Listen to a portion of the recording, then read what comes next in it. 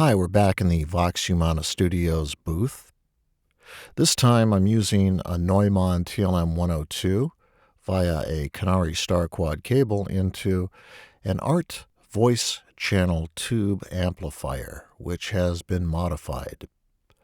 I like the sound of this because it gives you nice tube saturation and warmth in the analog realm. The output of it is pure digital, however.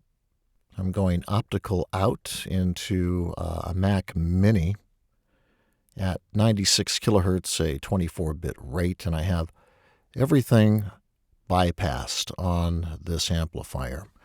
I've been letting it warm up for at least 5 minutes. Now, everything has been kind of set either flat when it comes to the EQ section or bypassed or off. It's a very versatile amp in that you can do impedance matching. I'm going to, I'm sorry, I'm just adjusting the foam windscreen, which comes on a Rycote shock mount. I'm going to increase the impedance a little bit, which helps, as you can kind of hear, I can hear it in my headphones. If you get the impedance to match, it does thicken up the sound a bit. However, I find that a bit boomy, mainly because I don't have a low cut or a high pass filter in, so I'm going to engage that right now. So that's it, and it does help brighten things up a little bit. I'm going to turn the impedance all the way up to 3K, and then I'm going to slowly drop it until I like the sound of it. It's kind of a nice way to do a pre-equalization on this particular amplifier. You can also increase the voltage of the tube. I just put that in, and rather than having a gain-starved tube, you can increase that voltage, and it does help excite the tube a little bit more, especially in the high frequency area. I don't find that as useful with certain mics as I do with others, and the Neumann TLM 102 really doesn't have much of a problem when it comes to needing extra brightness or that much. So I'm going to turn it off, and it's now off, and you can hear the difference. Just a slight bit warmer.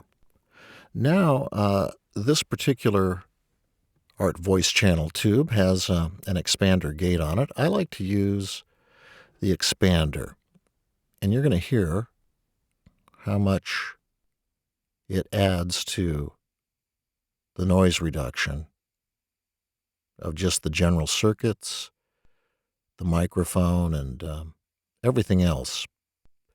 Just really cleans things up.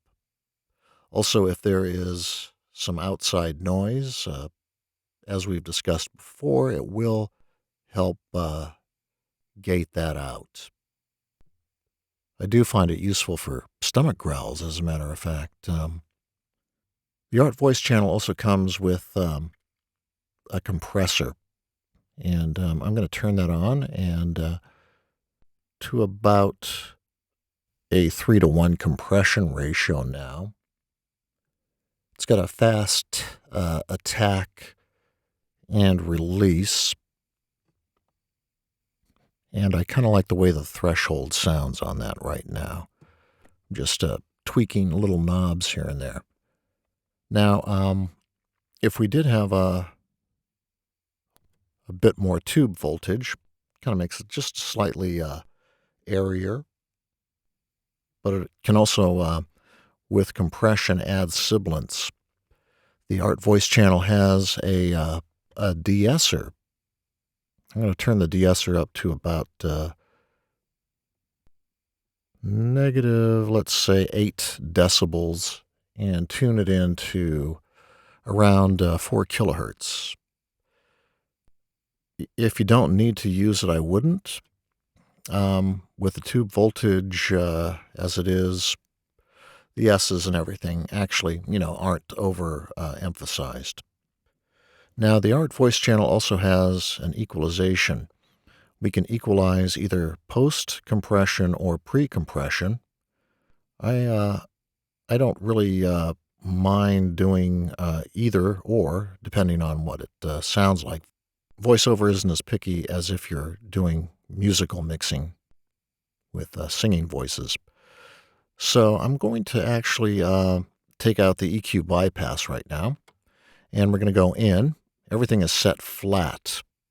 It sounds pretty good to me. The lows might be a touch boomy, which I can help by just lowering the low frequencies.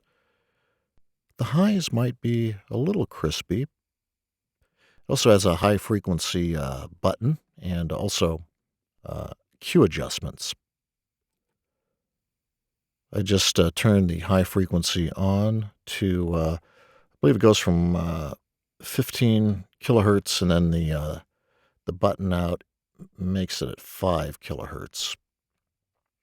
I'm not 100% sure. I'm just going by sound here, and I'm a little bit away, so I can't see the numbers as I should. But looking at my waveform in Adobe Audition, it seems to be a very even signal, so we know our compression is working, but it's not pumping in a manner that is noticeable to me. Now I'm just going to boost the mid frequencies just a hair, right about there. And that's about all I'm going to do. I'm going to put it in the pre-compression mode. It's in post right now. And let's see how it sounds. As you can also hear when you hit the buttons, there isn't a lot of noise that goes on when you click in certain settings. Post-compression or pre-compression. We're in pre now. That's post. Either or. I'm also going to just take the impedance down a touch here. So we have what I consider a pretty good adjustment on our ART voice channel tube amplifier, modified. It is an option that we can use here in VOX Humana Studios, so we can EQ your voice if that's needed, or, do real-time compression. We have many different types of compressors. The RNC, really nice compressor. We have a DBX compression unit in a DBX 286 voice channel. It's the famous DBX over easy compression. And the DBX unit also has its de-esser, it has an enhancer, and an expander gate. For the most part, using voice channels can give you more body right out of the box rather than having to overly adjust in your DAW.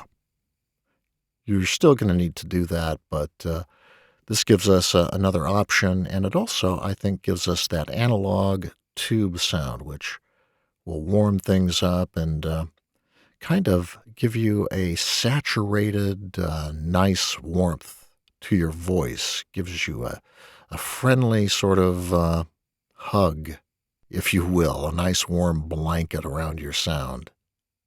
All right, this is the ART voice channel tube amplifier. I'm going to go ahead and bypass things once again. We're going to bypass the EQ. EQ is now bypassed. High frequencies bypassed. I'm going to turn the de-esser off, expander gate off, and then the impedance is going all the way down. Compression is completely off. So my peaks and valleys are going to be a little more pronounced. Once again, ART voice channel tube amplifier via the Neumann TLM 102 microphone via a Canary Star Quad cable. You can hear stomach growls there. The expander gate helps get rid of those now.